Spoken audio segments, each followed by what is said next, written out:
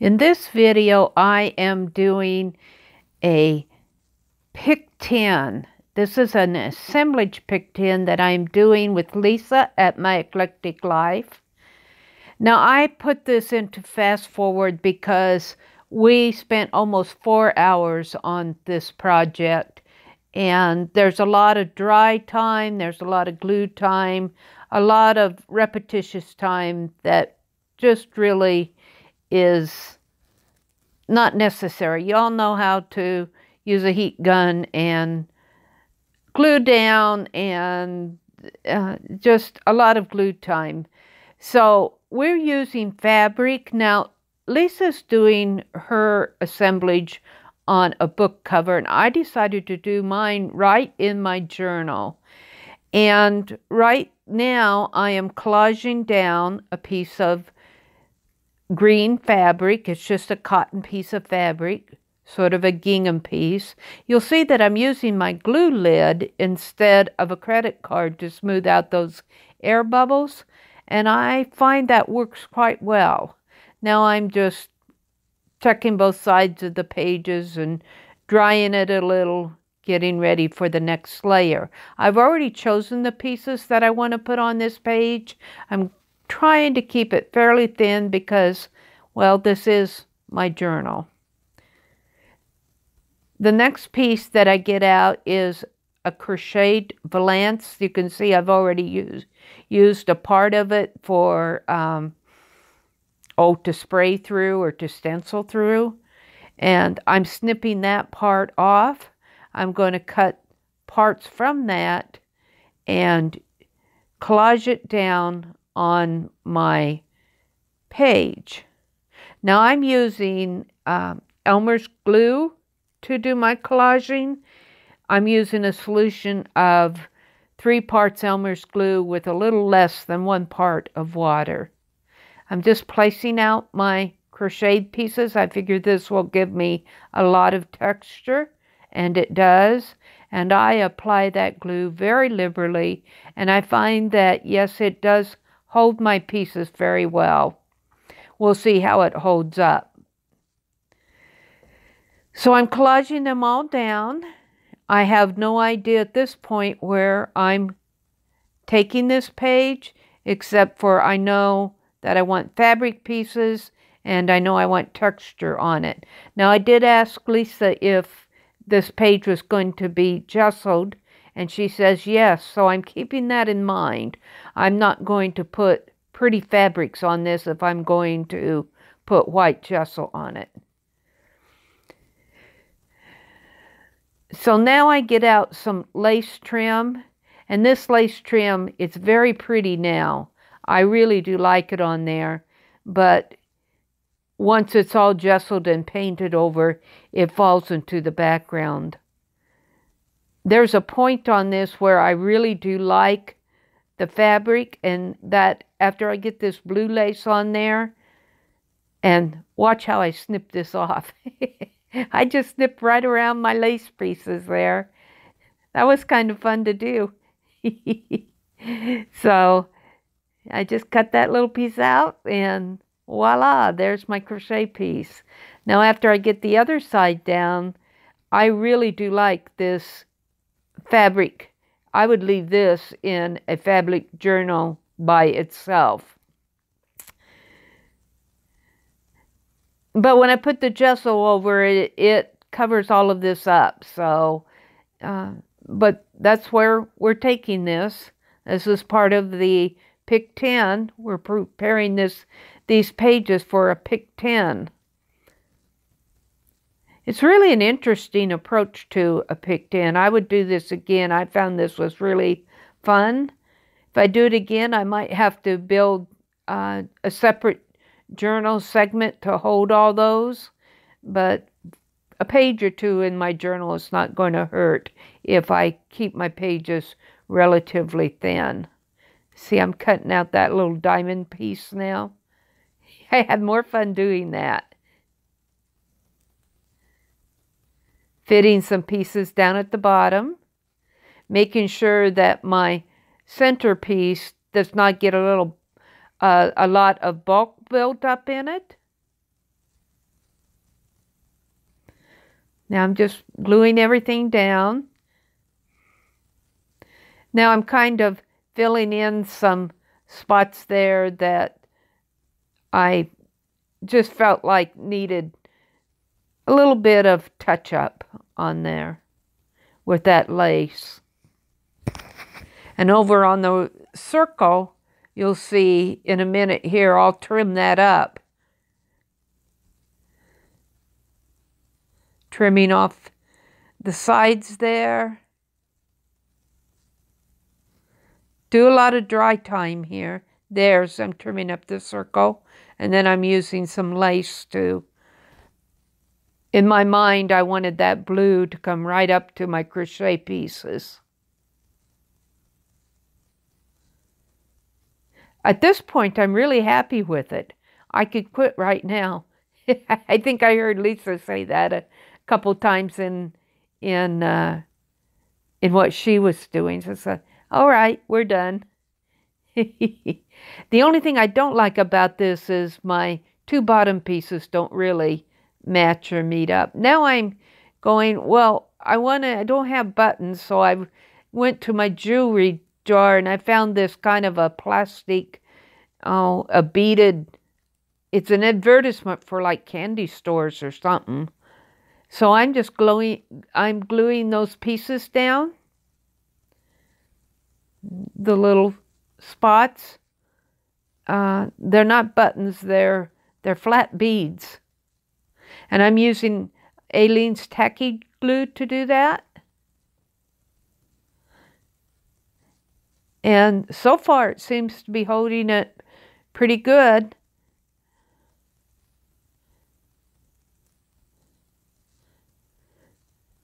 Now, I closed up my glue jar. I wonder why I did that. I'll be adding more glue for sure. Oh, I'm getting ready to gesso. Let me tell you, this gesso was a creamer bottle, and I used it, and I'm having trouble getting it out, so I cut it in half, and I applied my gesso that way. I used everything in that gesso on this page. Those crochet doilies took up a lot of gesso. But I think I'll be pouring my gesso into a glass jar now, more of a wide mouth jar. And that plastic creamer wanted to warp on me, and I had trouble getting the gesso out. It's a thick gesso. It's a very thick gesso. It's Liquitex. So here we go. We're covering up all that beautiful fabric with white gesso. But never fear, we're going to do a pick 10. So basically, that's what we did here, was just prepare our page to receive our pick 10. It's an assemblage page that we're going to do a two-dimensional pick 10 over it. Very fun.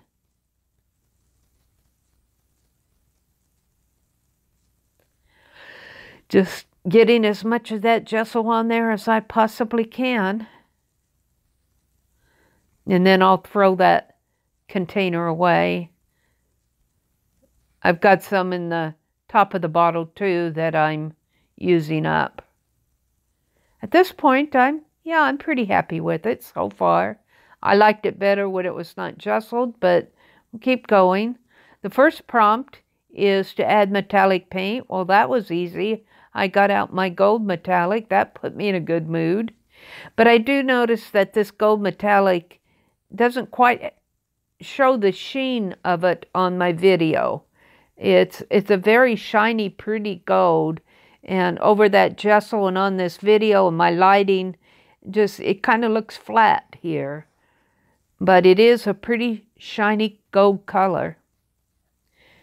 And I like how it goes on to the doily there, although I have the white behind it. I'll be working with that later on in the prompt, but for right now, I'm just putting gesso on the pieces that I collaged down not gesso, gold metallic. So I'm pretty much done with that. Now, the next prompt was to use purple. But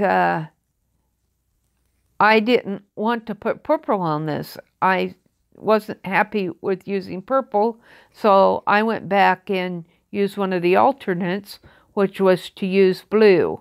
And so I'm going to put blue metallic over that white. But you'll see here in a minute where I kind of switch things back around again.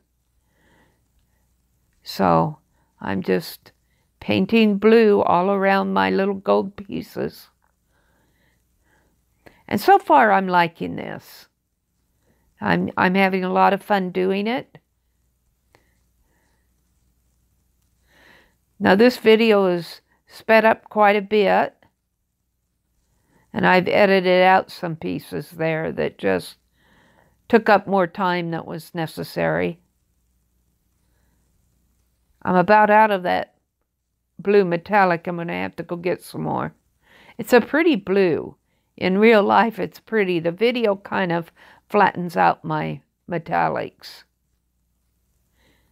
It's very shiny. My page is very shiny at this point.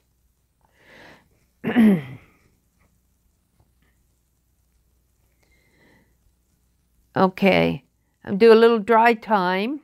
And then the next prompt was use pink. And I could not see pink going on this page. So I went back to purple. It's got a tinge of pink in that purple anyway. And purple, blue, and gold are very royal colors. This is not really, the gold of course is in my palette, but blues and purples are not in my palette. I don't use those generally.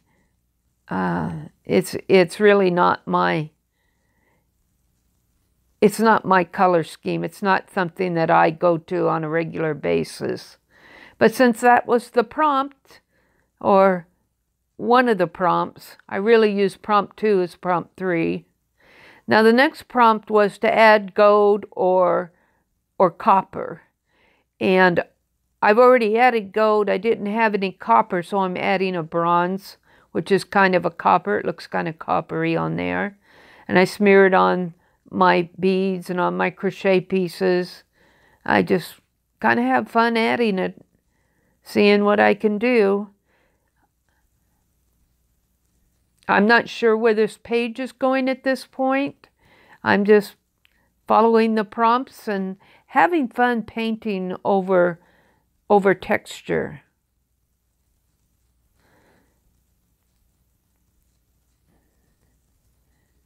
Now I'm using my paintbrush because I'm wanting to paint out a lot of the little white areas that are showing underneath of the crochet. That's something to consider, is when you use a crocheted piece or a textured piece over a white gesso, it might be nice to paint that tincture gesso or something so you don't have that white showing through. But I'm happy with it in the long run. Now the next prompt was to add teal. I had to run and get my teal. Teals and blues and purples, not in my color palette. Nothing that I really enjoy using. They're pretty colors, but they're nothing that I go to. They're too, I don't know, too jewel tone for me. But as these were the prompts, there we go. I'm going to use teal.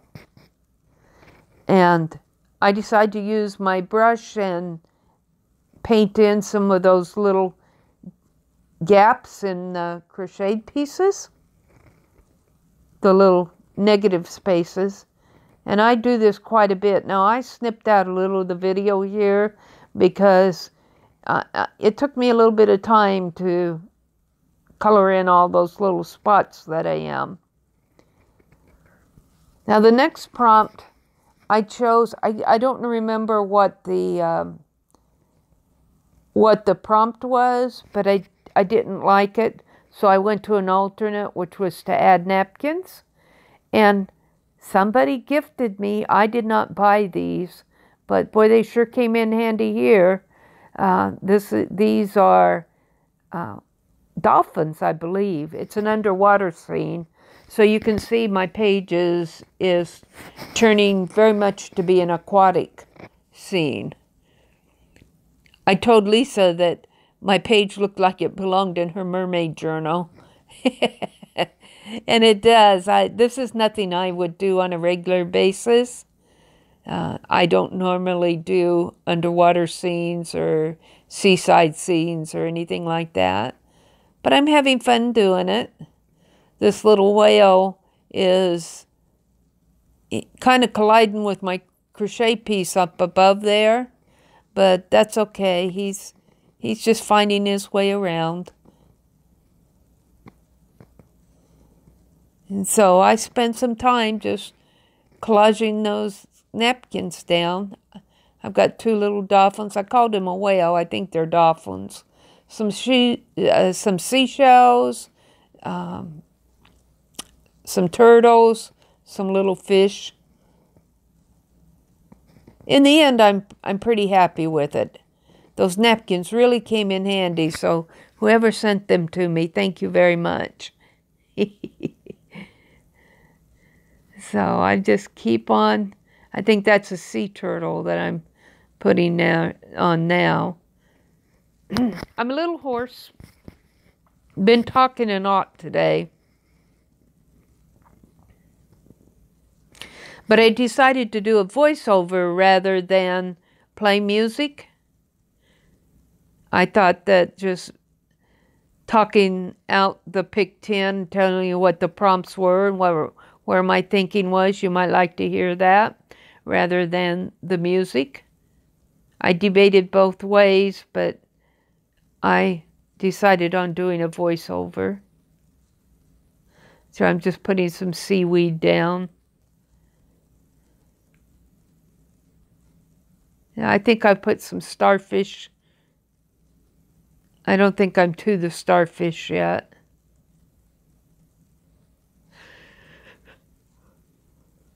Some little fish in there. Another sea turtle.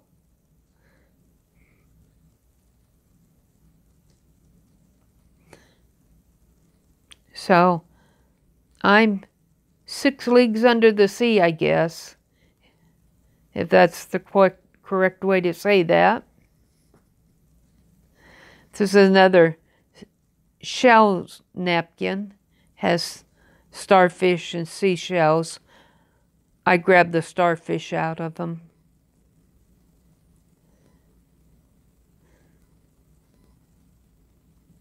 So I'm just collaging it down. Decided I want it down there in the corner.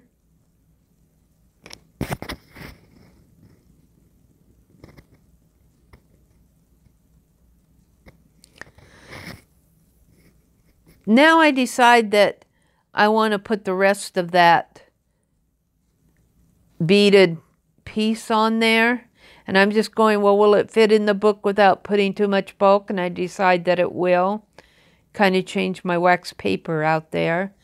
And using Aleene's tacky glue again. And I'm going to glue that down. Now I'm not going to paint over this one. These are kind of like the treasure at the bottom of the sea. Those are the pearls and the jewels. Pretty happy. I never knew what I would ever use that piece for. I thought I just about threw it away. Now, I decide that, this is a wild card prompt, I think. I decide that I want some, I'm going to use this pretty tape yarn. If you could see it up close, you could see it has a lot of little multicolored pieces, thread pieces in there. And that just reminds me of jewels down at the bottom of the ocean.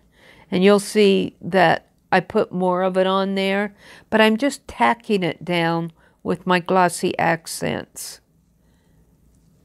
So I'm not bothering to put glossy accents over every inch of that.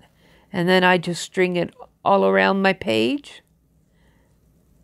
The little dolphin has to swim under it.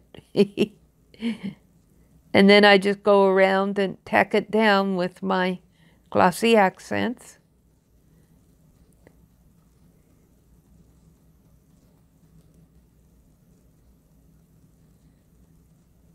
So at this point, I'm really back to being happy with this page. It seems like it's the 7th or 8th prompt before I really have discovered what this page wants to be. The first 6 or so prompts are putting things down and letting them form their story to you. Now, I was thinking about putting fine line paint applicator on there, but I think what I end up doing, oh, it was white splatter. The prompt was to add some white splatter. And I go, yeah, I can put white splatter on this. Now, you don't see it very well, but it is there. And I have to be kind of careful while I'm doing splatter because I don't have the space to do that. But yeah, white splatter just kind of makes it feel like it's more under the ocean. Now I'm putting my fine line paint applicator around the edges. And to me, that's just like adding white pearl necklace again. So I do that all around the edge.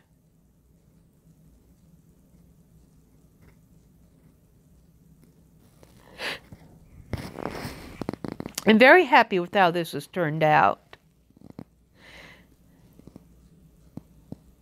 Now, I don't have a final picture. I will put a final picture of it up on my community tab, but I don't have one to put at the end of this video.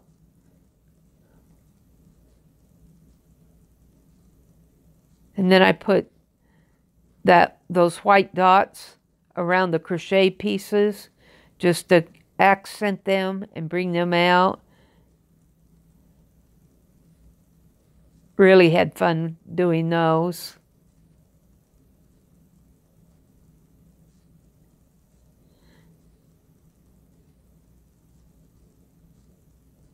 Lots of fun doing those. So there we go. There's my page under the ocean.